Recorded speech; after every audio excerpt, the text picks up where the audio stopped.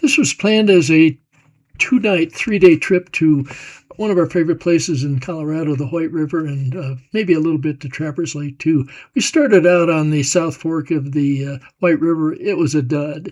So we hopped in the car and drove our way up to Trappers Lake. That's, you can see the Big Fish Fire results in the background.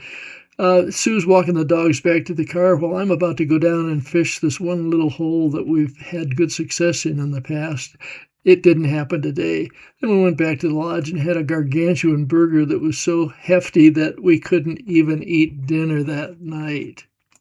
Instead of heading over Ripple Creek Pass and over through the woods to Yampa, we decided to go back down to where we came from.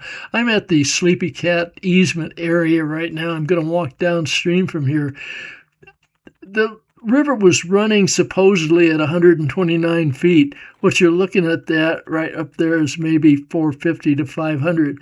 I'd usually wade across right here, but there's no way to do it today. So I tried a variety of tactics. There were no bugs in the air at all, so I did a little bit of topwater fishing, did a bunch of nymphing, normal deep nymphing and some Euro nymphing, and eventually did catch a few fish, but it sure as the heck wasn't the way it usually is. Water's still a little bit too cold, even though it's a low runoff year. A couple of decent-sized fish tried to eat my thingamabobber on the surface, but happily they weren't able to do so. Anyway, I kept deep nymphing mostly, even though the water looks pretty shallow there. It does get a little deeper out in the middle, obviously.